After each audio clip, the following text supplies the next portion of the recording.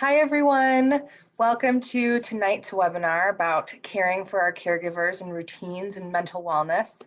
My name is Samantha Locke. I am the Alumni Family Liaison for the Eating Recovery Center and Pathlight Behavioral Health Centers. So before we get started tonight, I'm going to tell you a little bit about ERC and Pathlight. I'm going to introduce my co-hosts, and we're going to learn all about routines, caregiving, and mental wellness. So at Eating Recovery Center and Pathlight Mood and Anxiety Center, we are known for our reputation as leading national behavioral health care providers dedicated to the treatment of eating disorders, as well as mood, anxiety, and trauma disorders. We provide treatment at higher levels of care for folks of all genders, ages 10 and up. I'm honored to be hosting this presentation tonight with Nancy Eigel-Miller, the founder and executive director of 1 in 5 Cincinnati. Nancy, would you mind telling us a little bit about yourself and your organization? Sure. I'm glad I can be here tonight. As Samantha said, I am the founder of 1 in 5. I lost my husband to suicide in 2008, which got me started down this path. We are a nonprofit in Cincinnati, Ohio, and what our mission is to put mental health education programs into area schools. We currently work with 82 schools in Cincinnati, plus the 6 universities, and we're putting education programs in place that include everything from mindfulness to suicide screens and everything in between. We obviously have had major changes over the last 7 months with the pandemic, and what we have seen that is the need for that education and the support has escalated very quickly. And happy that we are having this webinar tonight. And Dr. Lockhart, I know, will do an awesome job of educating us about what we should be looking at. So I don't know, Dr. Lockhart, I'm going to just turn it over to you. All right. Thank you, Nancy. Thank you, Samantha. So hi, I'm Dr. Ann-Louise Lockhart. I'm really happy to be here with you all. And I'm going to share my screen because I have some slides that I want to share with you all. So let's move this over. All right. There we go. All right. So my name is Dr. Ann-Louise Lockhart. I'm a pediatric psychologist and parent coach in San Antonio, Texas. And I'm very happy to be here and talking to you all about this topic. And it's actually really good timing because of all the events that have been going on in our country over the past year and in our world really over the past several months. So what I'm going to do is spend some time talking with you all about this topic, and then for about 40 minutes, and then we'll leave the last 20 minutes for you all to ask questions of all 3 of us, basically. So you can ask away, so keep track of that in your mind, write it down in the chat box, the Q&A, and we'll be very happy to answer as many of your questions as we can in the hour that we have today. All right, so the questions that we're going to consider is, why is this current period so impactful to our mental health? What data surrounds the impact on mental health? What can you do about this in your daily routine? When you should seek help, and how you can help your kids and your teens. So let's start with the challenge of the now. So first question for you guys, what are you struggling with the most right now? So is it the monotony? Is it the lack of social interaction? The no break? Or the disrupted routines? So feel free to put that in the Q&A just so we have an idea of where you all are. So what do you feel like you're struggling with the most? The monotony is the same, the lack of social interactions for those of you who feel like you're still in lockdown, the no break, or the disrupted routines. So we have an idea of where people are at.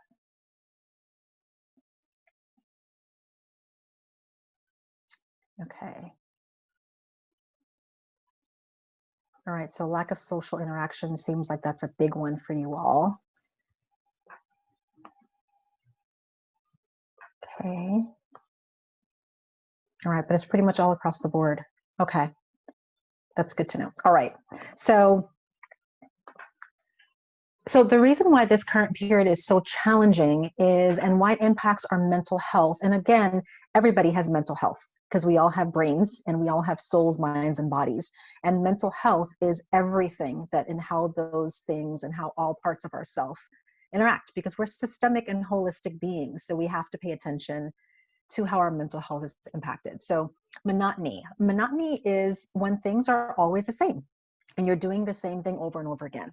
I meet with a lot of high school students and college students who went from high school to college, and their first semester of college was miserable. Their high school years are miserable. They're not enjoying it because of the pandemic, and they feel like everything's the same. They roll out of bed, log into Zoom when they're in class.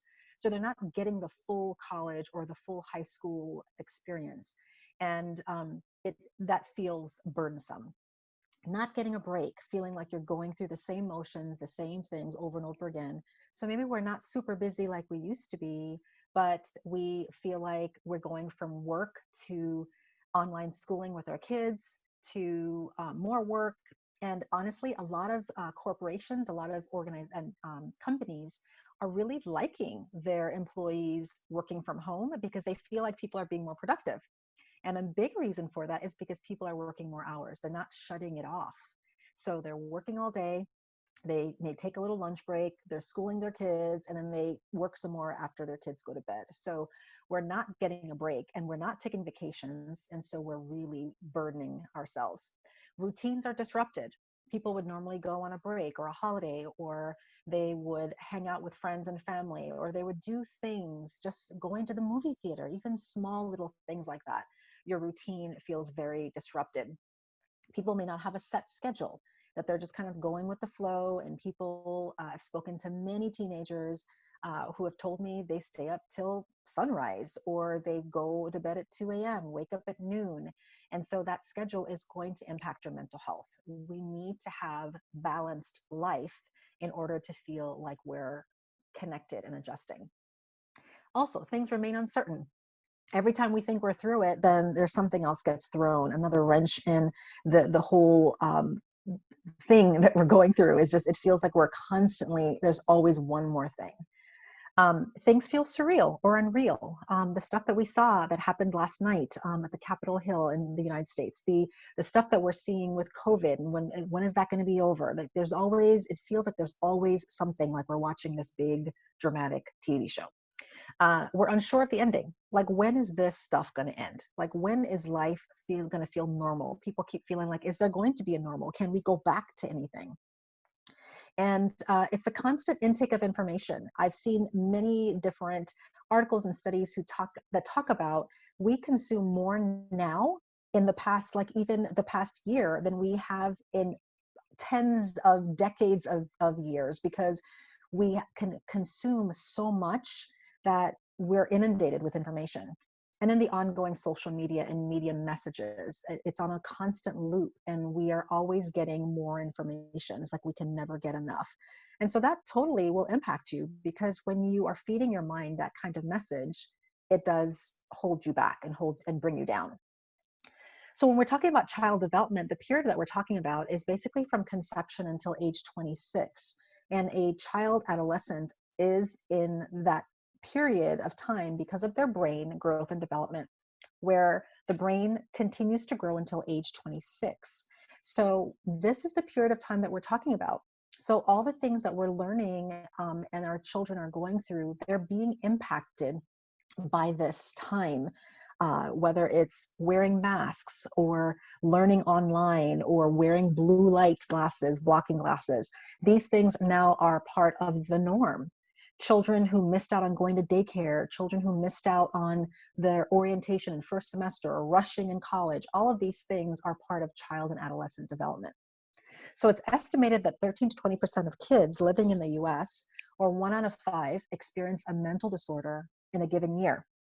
And the data shows from the Center for Disease Control that kids ages 3 to 17, the majority of diagnoses are ADHD. And then after that, we have the behavioral and conduct problems, oppositional defiant disorder and conduct disorder primarily. Then anxiety, then depression. So these are the top ones. And then after that, we have autism spectrum disorders, and then Tourette's, which are the motor and vocal tics. So these are the ones that we're talking about. With the 1 in 5 children, these are the primarily where they're falling into. With children, adolescents rather, ages 12 to 17, the majority of them are dealing with ADHD, but also there's a lot of illicit or illegal drug use, alcohol use, and cigarette dependence, where many of them are engaging in these maladaptive behaviors and habits to treat and self-medicate the things that we saw on the previous slide. So they're depressed, and so they're smoking, or they are feeling like they can't focus, so they're drinking alcohol. And suicide is the second leading cause of death among adolescents ages 12 to 17. And the first leading cause is motor vehicle accidents. So these are children who we have to look out for. We have to really make sure that we're feeding them the right message so that they're taking care of their mental health, especially when times are so uncertain. And the interesting thing is, I was talking to some colleagues and my husband earlier about this, is when you're looking at the news, I remember when I was a kid, TV started and then it ended, and then the color bars came up on the screen, and that's when you know it's time to shut off the TV. That's like real old school from the 70s and 80s. But that changed with 24-hour news, where it's a constant reel and a constant ongoing consumption of information, and the next story is being told. And the thing with children's very concrete brains is they think in the physical, tangible here and now. They see things literally. So phrases of speech, things that are very abstract, are hard to grasp. So when they see something on the news and there's this big ticker and there's big headline of something that has just happened, and then 10 minutes later, they loop back to the same headline story, in their mind, they're like, oh no, did more people die of this thing? Did the building get invaded again? Was there another suicide bomber? Like it seems like the thing has happened again. And in their minds, it's like this constant barrage of violence or this constant barrage of bad news that they think is brand new information when it's just on a cycle, it's real. So we have to really make sure we're protecting our kids from all of this because they get confused by these messages. All right, so the long-term impact. Question 2. What do you think the long-term impact will be due to this pandemic? Now, again, with these questions, there is no definitive answer. This is new territory for us. Us, the psychologists, providers, the professionals, we're still winging it and figuring it out as we go because we haven't gone through something like this before in our lifetime. So do you think A, it'll be more isolated kids, B, more stressed out families, C, more connected families, or D, more intentional families? I don't necessarily think it's going to be all negative. I think it could be maybe some positive. There has been some positive that has come out of this in many families, and others where it has been a train wreck. So what do you guys think? Do you think it's 1 or 2, all 4? Okay, I'm seeing a lot of people think it's going to be all of the above. That's good. I think that's a good balanced attitude to have, that's for sure. So yeah, I agree with you guys. I think that it's going to be a lot more of all of it. I think we'll have kids who are very isolated and stressed out, but I think we may have parents and families and caregivers who are more intentional and stay more connected with their families and are more intentional with it. But I do agree that we're probably going to see all of it. Okay. Yeah, you can just type in your answer for it. Okay. So this graphic, every time I share it on my Instagram page, people always it really resonates with them. So take a moment to just look at it. So I'm a big superhero movie fan and I love movies. And when I saw this, I'm like, yeah, this is exactly what we're doing here. We have our family history and we have our mess. We have all the societal, institutional, historical, cultural stuff that's going on. And it's all packed in this big old bus of zombies trying to get to our kids and our future. And we're just holding it back, trying to protect them. And this kid is totally oblivious. They don't even know that they're being seen and protected. And this is the challenge that we have as caregivers is how do we protect our kids from the mess that's coming at them? So with the parents' mental health, it is very widely studied that a parent who is dealing with depression is more likely to have a child who struggles with depression. A parent who struggles with anxiety is more likely to have a child with anxiety. Yes, there are some hereditary and genetic factors, but a big part of it too is learned. A big part of it is epigenetic. It is something where the gene gets turned on when there are more risk factors. Epigenetic is something that sits on top of the gene. It's something that goes beyond hair color, eye color, skin color. It's something that there are things that are impacted by our environment. So, for example, and I highly recommend that you look this stuff up online. There's a lot of really good research about epigenetics, EPI genetics, and it really talks about how there's 10 different factors that if we have 4 or more out of the 10, our children are at higher risk for developing things like depression, anxiety, early onset Alzheimer's, high blood pressure, cholesterol, early death. And so these things are, if there's mental health issues in the parents, incarceration, drug use in the caregivers, homelessness, abuse, physical and sexual abuse and neglect, alcoholism, all of these things impact our children, because what happens that it can turn on or turn off a gene and make them more at risk for those things. So taking care of ourselves is super important, because we help our children by doing that, by making sure that we are okay as well too. Mirroring. Mirroring is a really important concept, because what that means is that when we feel a kind of way, and if we're feeling stressed and overwhelmed by something, our kids pick up on it. And even if you think you do a very good job hiding it, they pick up on something. And they may not be able to pinpoint exactly what's going on with their caregiver, but they sure know that something's off, because most of our communication is nonverbal. And so we show things and then we reflect it back. So when sometimes you're in the presence of somebody and you feel like, wow, every time I leave their presence, I'm always in a bad mood, that's mirroring. If you say, oh my gosh, this person puts me in such a happy mood, it could even be like an actor or comedian that you see, that every time you see, you're always looking for the movies or the TV show or the special they're going to be in. It's because it's that vibe, that energy, that mirroring you get from the nonverbals, from the way they speak, the way they look, the energy. And it is even more pronounced in family members, between parents or caregivers and children. So we have to pay attention and be in tune with ourselves. And that's why taking care of ourselves is so important to the mental health of our children. Also, the new territory, like I said earlier, like us as professionals, as physicians, as psychologists, as experts in various fields, we're learning all of this stuff. So when people ask me like, what's going to happen back when we were still quarantined in 2 months in, 3 months in, 6 months in, what's the impact of children being out of school for an extended period of time? We don't know that. This is brand new territory. So the long-term impact may not be felt for many years, because again, children's brains are growing till 26. So if 1 year of their life was spent in pandemic world, we don't know how that's going to impact them in the future.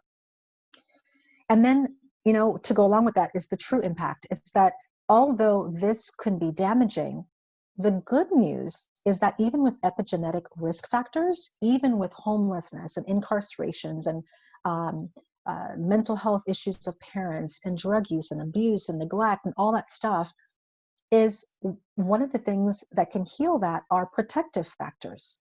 And protective factors can repair the damage of those risk factors. So protective factors are things like support, therapy, getting coaching, a supportive teacher or parent or grandparent. It is prayer, faith, your church. It is being able to be a part of a community, being part of a tribe, being part of a group of people who look out for one another. These are all things that are important to keep in mind and be aware of. And so these are things that we want to pay attention to. All right, so the brain.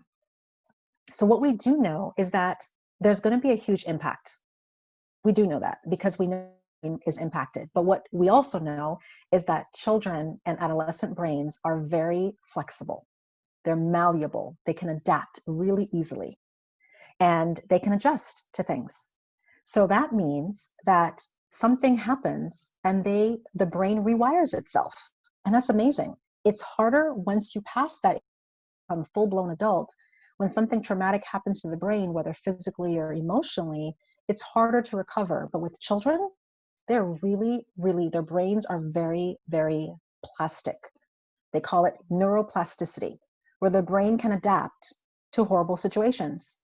And that's the good news with our kids, but we have to provide those protective factors. And the way we do that, the easy way to do that, well, I don't know if the easy way, but the practical way that is right here that we can give is safety, security, and stability. If we can provide that to our children, we can provide those protective factors. We can build them up so that the brain can make the connections that it needs to survive and adapt to these situations. So it's even when we feel stuck at home, we can reframe it to being safe at home.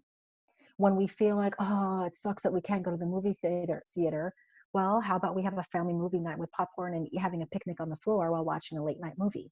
We can provide that safety, security, and stability, which is protective for the brain and protective with those social things. Because when we look at Maslow's hierarchy of needs, it's a pyramid of needs. And a lot of the things that we're concerned about are higher order needs: belonging, communication, relationships, connection, self-esteem. Those are higher order needs. The basic things that needs to be met first, not just for children, but for us too, is to be safe. Well, actually first is to have food, water, and shelter, and to feel safe and secure. And then we can deal with all the other stuff. So if a child doesn't feel that they have the food, the water, the shelter, safety, and security, all those higher order needs that we think are super important, although they are, is not really going to matter as much if they don't have that foundation. So what can you do about this in your daily routines? Having a schedule. And early in the pandemic, I shared an example of a schedule, and I was really ambitious at first for myself, for my kids, and it was a little bit overdone. And then we kind of loosened it up, and people made fun of me. Having a schedule is important because it provides that structure, that stability, the predictability that we need to know that although there's a bunch of stuff going on in the world, I know and I can predict what's going on in my world. My world is safe and I can feel secure and soothed and safe. It's important that we remain flexible. So even though we may have a schedule and we may have a routine, that we still need to maintain some flexibility in that. Because many times what I've seen is that when people's mental health is triggered or they decompensate and kind of spiral downward, it's because they're too rigid and inflexible. They think, well, kids are supposed to be in school, or I can't wear a mask, or I have to see my friends, or you can't watch movies at home, you have to go to the movie theater. Like they start to think that life has to be this way. And although this is how life has always been, it doesn't mean it always has to be this way, or we can make small little pivots and change. So flexibility is so key.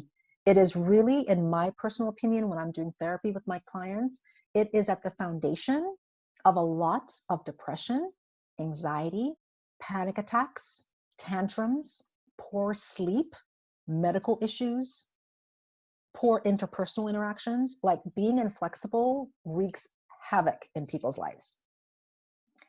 Also, staying connected is really important. Even if we are on lockdown in wherever you live, even if there's curfew where you live, whatever it is, kids can't go to school, there is still ways you can stay connected. And that is so important to be creative with that. It's important to also stay regulated.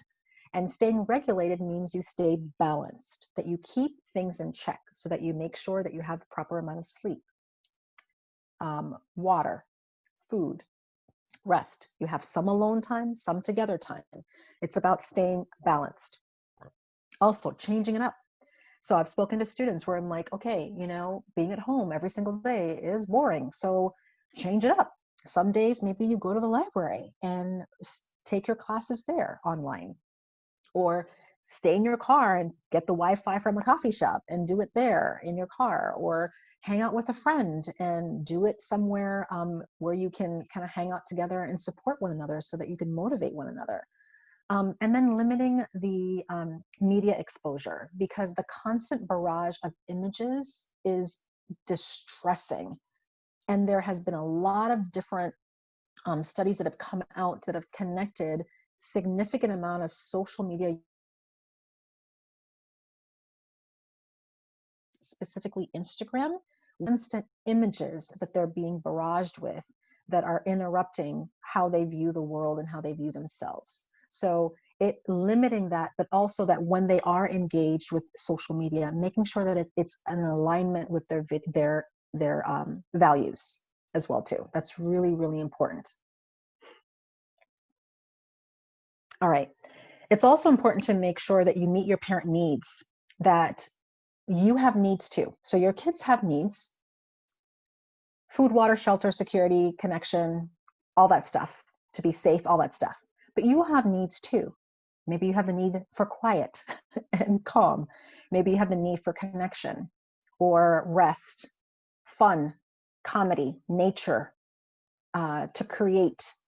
That you have tons of needs as well too. And we are not meant as parents to be martyrs in the journey of being a parent. We don't have to be perfect. We don't have to be self-sacrificial. You will be a better, more effective parent if you have needs that you meet as well too. Also, keeping in mind of your mirroring, not just with your kids, but also with your partner, with your parents, with other family members, that you all are all going to mirror each other, and it's all going to come back in a cycle of feeling either uplifted or depleted as well too. And also, don't take your child's behaviors so personally. Now, this is a hard one, I understand. I have 2 kids myself. I have an 8 and 10-year-old. And I know that sometimes when they do things, you think, oh, they did this because of this, okay? And I've seen parents so often think, if my children are super well behaved, I must be an amazing parent. But if they're really poorly behaved, I must be a terrible parent. And you have to stop that right now, because that is not always the case. And there's no one-to-one that always proves that great parents always have great kids and terribly regulated parents have terribly regulated kids. Sometimes that is the case because of the mirroring, but we can't over-personalize our children's behaviors. Ultimately, our kids have free will and they have control and they're able to dictate their behaviors. And we ultimately have to parent them in a way that meets their needs and that matches their personality, and that we do the best that we can and make adjustments. Again, it's the flexibility to see, what does my child need? What do I need? How can we meet in the middle? And then to understand there's developmentally appropriate needs that go along with that. And kids are going to struggle from time to time. Okay, so when should you seek help? What area do you need help with? And again, you can share this in the chat, or you can just think about this in your head. Do you need support for your kids? Support for yourself? Support for your kids and yourself? Or support as a professional? So I want to have an idea of who's out there and who you guys are. Where do you feel like you need the most help with?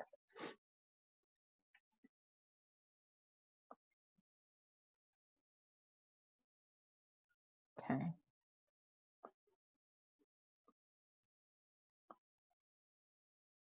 All right, so I'm seeing a lot of support for kids and self,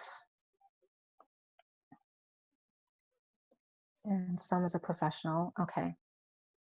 All right. And so really then start to think about, how do you receive that help? How are you getting that help? Is it just a kind of a pipe dream in your head that you're like, oh yeah, I need support? What are you doing to get the support? What's preventing you from getting the support? Again, you don't need to answer that, but think about that in terms of, do you have a community, a village, a tribe, people that you can connect with? Now, years and years ago, depending on where the communities that you grew up in, many people had their community, they had their group of people that they could rely on. But because so many of us are disjointed and we're disconnected and we moved far away from family, or we have unhealthy families that we came from, we don't really have that built-in support. So we have to really be able to identify where we can get that support for our children and for ourselves, because we can't always do it alone, and we shouldn't do it. We are interconnected and interdependent beings, and we do need each other. So let's think about when you should seek help. So when your behavior, reactions, and emotions to your child's behaviors become intense and you feel out of control, that might be a time when you should look for help. When you feel impaired in your functioning, you're not sleeping, eating, working with others, interacting with other people in a way that you normally are, and you feel different, you feel like you've changed, that impairment may be an indication that you need to seek help. That's a huge criteria for a lot of mental health diagnoses. If your child's tantrums, behaviors, emotions, meltdowns, thoughts, or words are beyond what is typical or normal for them, then that's when you might seek help. You might just need to get some encouragement or education from a professional. You might not need to get a psychological or educational assessment. You might just need to get therapy for your child and support for, or parent coaching for you. So there's lots of different options based on what's going on. Because again, although any reaction is going to be expected, the time that we're in is highly abnormal. And so lots of reactions are going to be expected, but again, it doesn't mean that we should just tolerate it and let it continue to go on, because it can lead to significant mental health disorders or problems. If you feel things are disruptive and neither of you, your kids or you, your family, are functioning like you normally do, you might also need to seek help. If you feel out of control and your home feels unbalanced, if you just need to process things with someone. There's teenagers that I see, for example, like once a month, just to check in to see how things are going. They'll come and they'll tell me about what's going on in their life, in college and high school, and then they process things. We problem solve together. They have a list of tools, and then they're like, cool, sweet, see you in a month, right? Or see you as needed.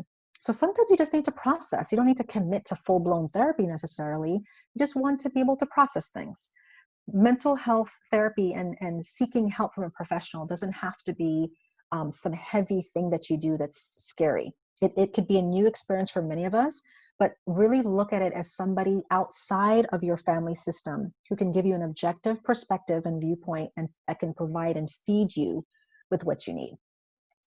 And then getting an outside view, that can be helpful. So just getting someone else who can give your a parent a different perspective, a caregiver a different perspective. As a professional, I do professional consultation with different individuals in social work or play therapists or other psychologists, just to get a different perspective.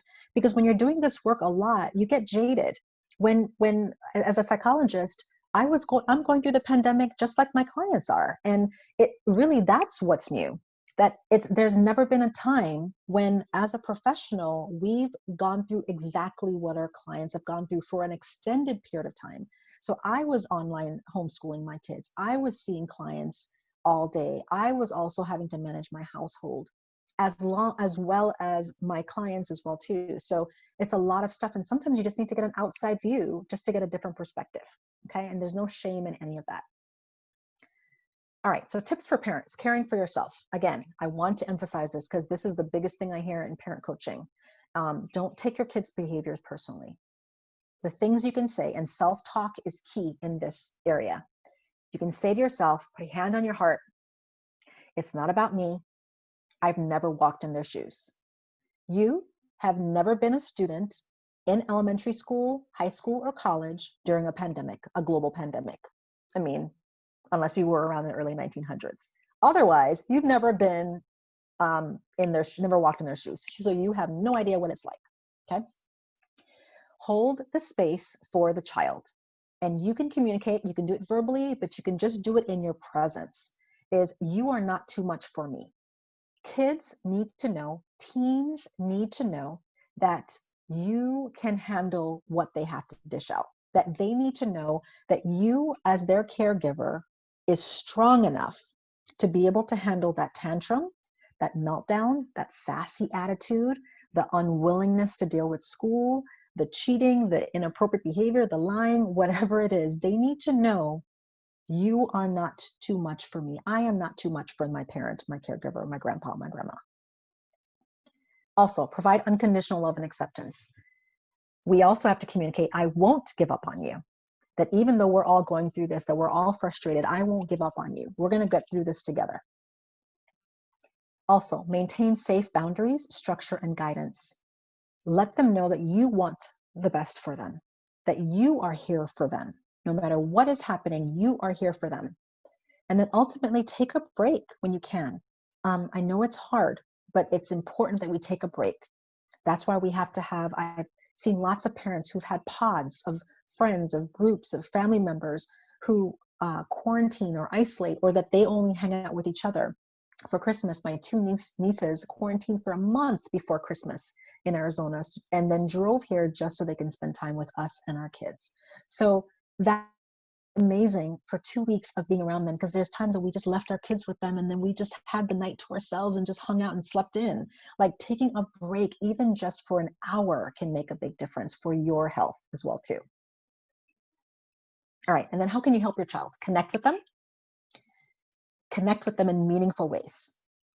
Playing a video game with them, asking them about the level of their video game, reading a book with them, watching TV with them, going for a walk, drawing, doing a Lego set, a build, Play-Doh, anything. Just connect in meaningful ways, preferably in a child-focused and centered activity, something that they choose, that they like, that they're interested in.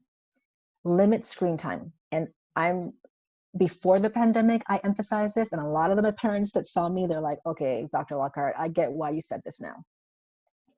Too much screen time is dysregulating. And for the reasons I said earlier, because a lot of the screens trigger our dopamine, which is our feel-good receptors, which is good, but then there's a crash, or that we always need more and more and more of it. And when that happens, we become dysregulated. Kids who have too much screen time are going to be do worse with sleep, with eating, with their appetite, with their mood, with their attitude, with tantrums, with interactions, with social talk. It's just not good for social interaction. So having rules around how much screen day, or even when it starts. So before the pandemic, my kids did not have screen time before noon, fun screen time, even on the weekends, even on holidays, even on breaks, because I wanted them not to roll out of bed and just turn on a screen and get on it. I wanted them to be able to have hobbies and do other things that were interesting and exciting for them. Okay. And then keeping a balanced routine, doing special things together, and creating new routines. So they will be less likely to remember the horror that occurred during this time, all of this mess that we've been dealing with. They won't hold on to that as much if they remember the safety, the security, and the fun times you had together. Always, always, always use empathy first when we're responding to your child's emotions or circumstances. You don't need to fix it. You don't need to give them advice. They often don't need that. They need to feel heard and understood. And empathy means that you're trying to see things from their perspective.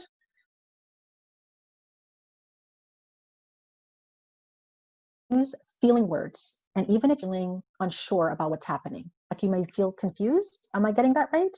Just give it to them. They'll correct you, or they'll ask you, I don't know what that means. And that expands their feeling vocabulary.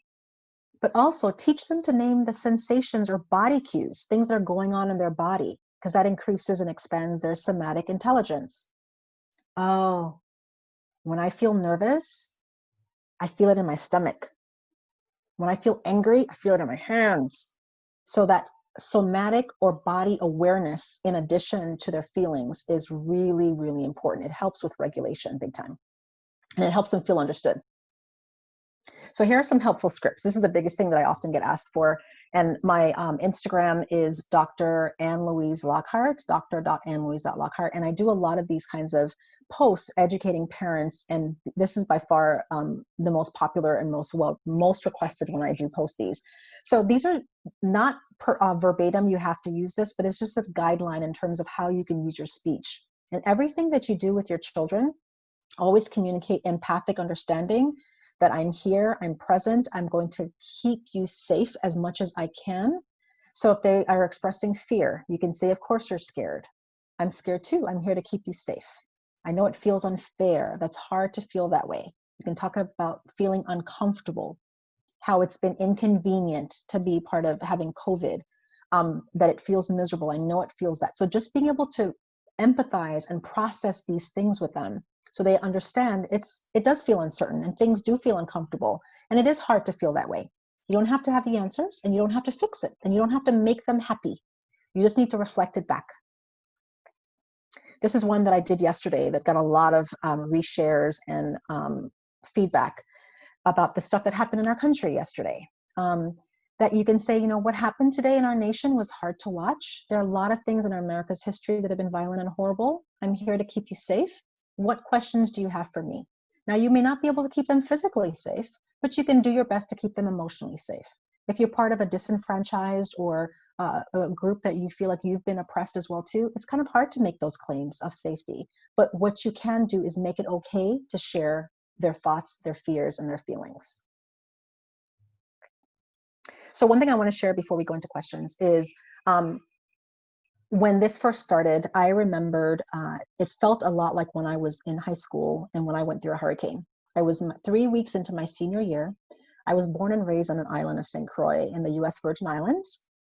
And my senior year, we were told that this Category 5 hurricane was coming. And we didn't have any idea what that was. It was a 100-year hurricane. We didn't know when it was going to hit. We knew when it was going to hit, but we didn't realize how bad it was going to be. And it was bad. It ripped apart my house. My mom almost got sucked out of the house. It completely destroyed my home while I was in it. It was terrible. We were without food,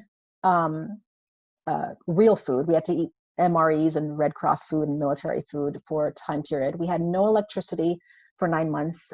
It was miserable. I was out of school for a few weeks. And this is my senior year. I got dengue fever by being bit by infected mosquitoes, thought we were going to die. It was just horrible. It was horrible. And I wanted to leave the island. I told my mom it's safer in the States. And she said, no, we don't run away from our problems. We persist. And I thought that was ridiculous. But I'm glad we stayed, because I was a terrible student throughout high school. But that year, I persisted.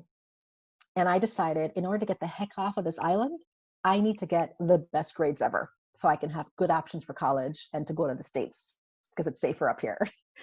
And I rocked it out, straight A's, honors. Like, I worked my tail off and I persisted and I thrived.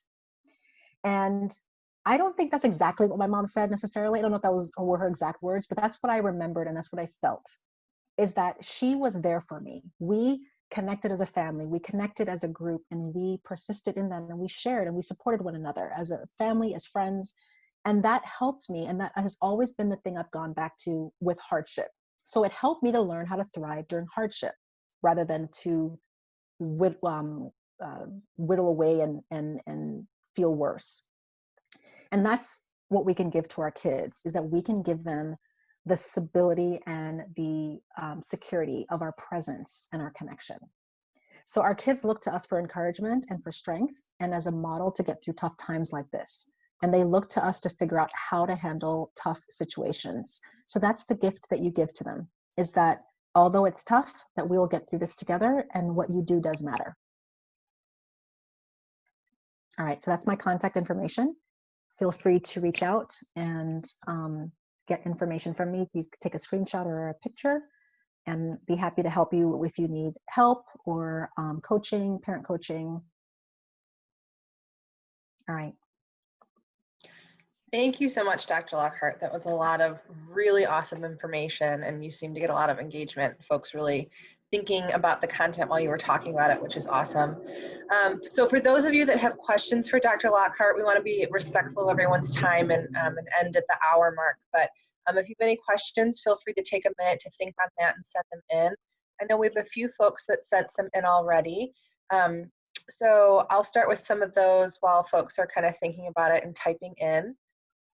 Dr. Lockhart, I think one of the things that came up a few times in the chat was folks wondering about limiting screen time, especially with like the older kids and the teens. How do you recommend doing that? So with the younger kids, it's a little easier. There's a little more control that parents have. And how do you recommend about that with the older kids?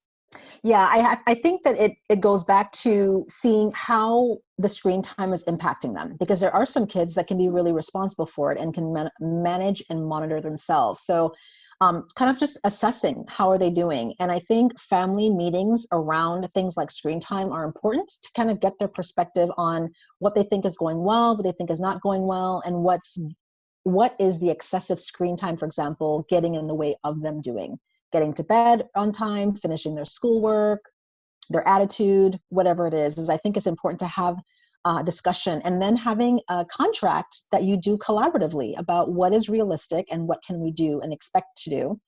And then as the caregiver, Also modeling the same thing, because if you're telling them that they shouldn't be on their screen time as much as they are, and then you're like, yeah, get off your screen, then again, we're not mirroring and we're not modeling the right thing. So I think it's important to have a good discussion with them about it and see how it's getting in the way. Yeah, that's great. That makes a lot of sense. What about one of the parents or our folks was wondering about do you have any suggestions, or can you speak to what you should do if your kids don't want to connect with you, even if they know you're trying the best that like you're trying, they know you're trying, they know it's a hard situation, but there's trouble with that connecting piece. That's a great question. For a lot of times with teenagers, that's very common, because a big developmental task for teenagers is what they call individuation, is that you move away from your parents and you become your own individual, separate from them as your own separate entity, and you connect with peers. And the challenge with that is that with this pandemic, it has limited some of that connection and that transition. And so sometimes kids then feel like they're stuck in the middle, and they just don't want to connect with anybody or with the parent. So what I would say is that first, know that disconnecting from you, especially if they're a teen, is developmentally appropriate and normal and expected, actually. And if they don't want to connect with you, give them some space, but also then find ways to connect with them that's meaningful to them. Because what I find often, most teens do want to connect with their parents, even when it doesn't seem like it. But I think what I see with many parents is that they try to connect in ways that are meaningful to them rather than to their teen. And so it's about finding ways to connect with them in ways that are important to them. Because then if all you're doing when you're connecting to them is asking them when they are going to clean their room or when they finish their homework, and there's nothing interesting or engaging or fun to talk about, why would they connect with you? So it's about being interesting as a parent, being fun, letting your hair down a little bit, making jokes with your kids, and doing things that they find fun and enjoyable. A lot of parents have moved away from that, and they've forgotten. You were a teen once, you were a kid once, and there's some things that you know that you enjoy too, but you're not doing it with your kid.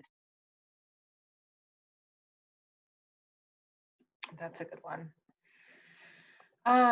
What about, can you maybe speak to families that are really struggling, feeling like things have fallen apart right now, like everyone kind of can't sit in the same room together? Like, what are ways that we can kind of restore that, or tips or whatnot that you might? Yeah, that's very common, because people are sick of being around each other. I mean, it's a long time being around each other in a very small or enclosed space. And we all, like I said earlier, we all need time when we can be by ourselves and then be with somebody else. And when you don't have that option, especially when you don't have a lot of space in your home to do that, even if you do, it can feel overwhelming. So I would say to find times where you can even divide and conquer. So if you have a family member or a partner or a spouse, to be able to divide, go someplace different with the child and that caregiver, so that you can change up your environment, change up your setting, change up who they're around. So that way you mix it up a little bit. And so even 30 minutes for a walk or going to the library or going someplace different can make a big difference. So I would say change up your routine and change up not being so much around each other, because it can get like cabin fever. I mean, that's what happened in The Shining. That's why he lost it. Like, that's just too much. You can't be around people that long. You start to hallucinate and lose it and get irritable. You have to be around other people and have to change up your routine. That has saved us too. Good point. Wondering if you could speak to what's the best way to deal with the unquote, this does not make me feel happy, unquote, wanting to quit activities just a year ago were the most important thing. So it sounds like that might be more of like a COVID specific something, or perhaps maybe even not, but don't know if that rings a bell. Wait. So an activity that they used to enjoy pre-COVID and now they don't want to do it because it doesn't bring them happiness. Is that correct? Yeah, it sounds like it. Yeah. Well, I mean, I think that's where we normalize it. That's where the empathic statements can come in, where again, it's about connecting with our kids in ways that are meaningful so they feel understood. Kids want to feel understood. So to say, oh, I get it. You used to love soccer and now you can't stand it because it's just like, it just feels like one more thing. It doesn't bring you joy anymore. I totally get that. And so reflecting that back So they feel like, yeah, and then using the words they use. So if whatever words they use those back at them so they can hear it from that perspective. And then just kind of pause a moment and then see where that goes. And if they're not saying anything more, say, well, tell me more about that. Tell me more about why it brought joy before. What did you like about it before? And then find out if there's common themes that are coming up. Or I loved when I was with the team, or I loved when I was hanging out with my friend, whatever it is. And then see like, okay, so then what's different now? Why isn't it bringing you joy now? And then based on that, then you can see, well, where are the pieces that are missing, where the joy is being sucked out? And then getting them into problem solving mode and saying, well, if that's something that you no longer find joy, but you used to, is there a way that maybe we can bring the joy back? And so I think a lot of this is just meeting them where they're at and empathizing with their struggle and helping them understand that you get it, you hear what they're saying, and let's solve it together. I hear that a lot from teens. They just want to feel like adults in their life get it and that they can just process it rather than saying, oh, stop being silly, just do it because you used to love it before. And then now they shut down and they're not going to say any more about it. That's a good one. This question is it might honestly be good for both of you, Nancy. I know you work closely with a lot of the teens in the work that you do. So I'm curious what you both might say to any suggestions for parents that have, increasingly independent teens that are struggling with following some COVID restrictions or rules. So that notion of the little bubble, but our parents are worried that the bubble might not be as small as other teens are saying that it is or whatnot. I was curious if any of you could speak to that. Nancy, you want to go? Sure. We actually just did a PSA about this, and what we were seeing in schools was that the kids were being irresponsible, and then there was a lot of bullying that was going on. So if someone wasn't following the rules and someone became ill, then they were blamed for something that happened, even if it wasn't their fault. And for them to understand that this is a pandemic and people are going to get sick, even if you're doing everything right. But it's our responsibility to do what we can to keep everyone safe. And I know that's hard. I know that this is not what you want to be doing, but this is the responsible thing to do right now. Yeah, ditto.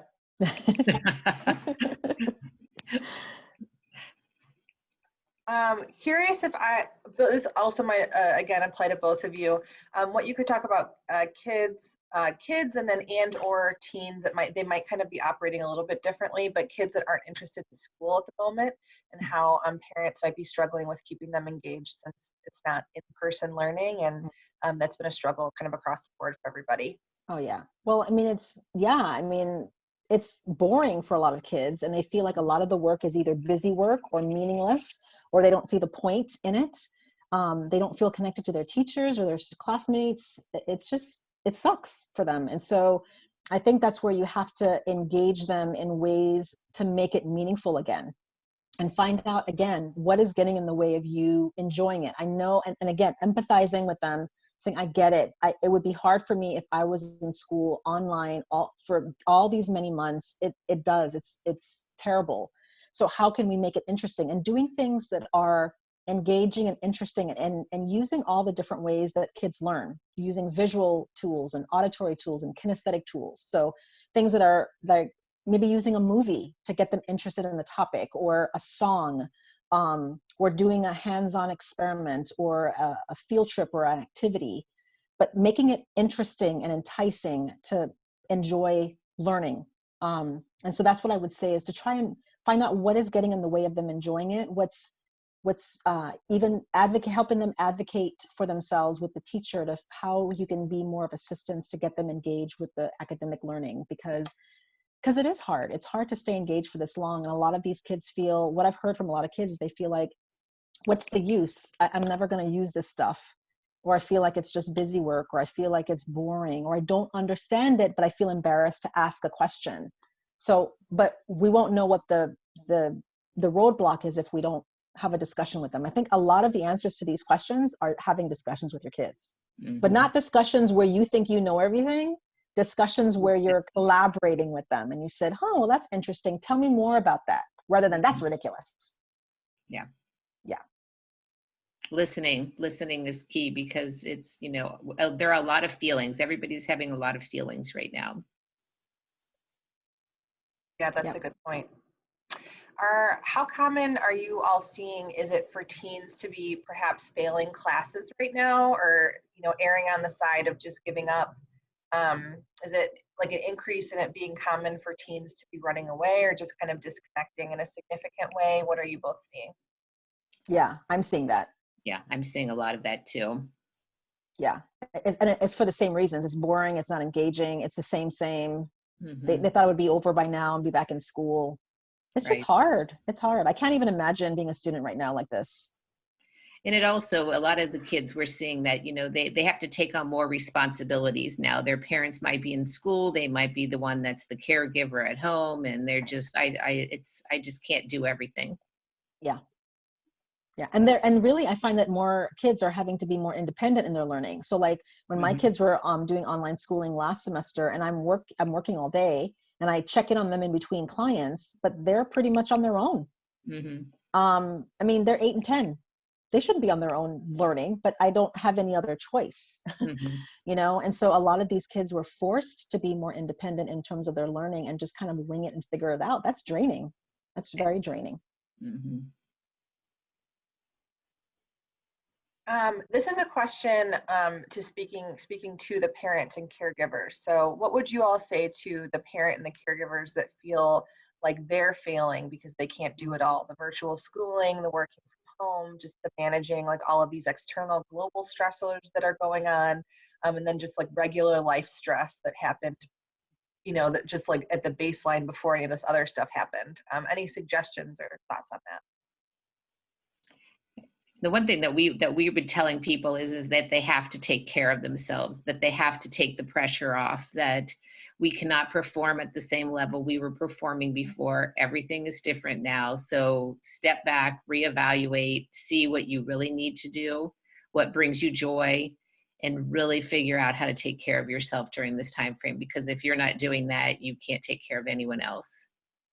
I agree. And I think a big thing too is to be gentle with yourself, and that not to make a big deal out of so much, because, you know, if your kids eat cereal for dinner, it's not that big of a deal, you know, like they'll be fine. Like, you don't have to do it all. And I think it's important to be gentle with yourself and not make such a big deal out of everything. Because then it puts more pressure on you, it puts more pressure on your kids, and then it disrupts the connection and the relationship. So I think the gentleness is really, really key.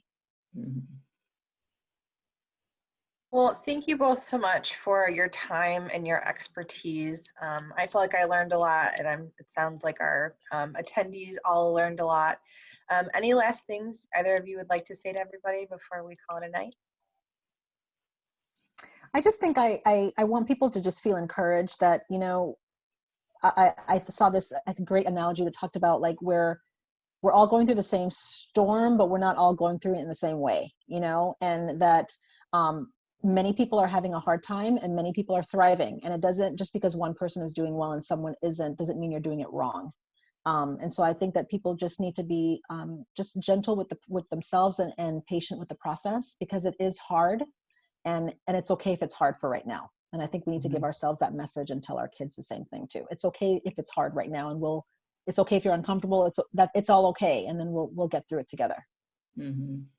So, yeah. And I think it's just, you know, mix things up, keep trying different things. Yeah. Don't get discouraged. It's what we were doing before is not available right now. So what can you replace it with that will keep you in a good mental state or wellness? Definitely. Mixing things up is really key. Yeah. I did that with my hair. Every month I'm changing my hair. So even doing something simple like that gives me such joy, you know, and it's amazing how it makes such a difference. And I think we need to make sure that we take care of ourselves and we mix things up. That's key. Yeah. Well said. Thank you both so much again for your expertise. Thank you everyone for joining us. We hope you're leaving here feeling like your burdens are a little bit lightened. And best of luck to all of you. Stay well. Bye. Thank you. Bye. Bye.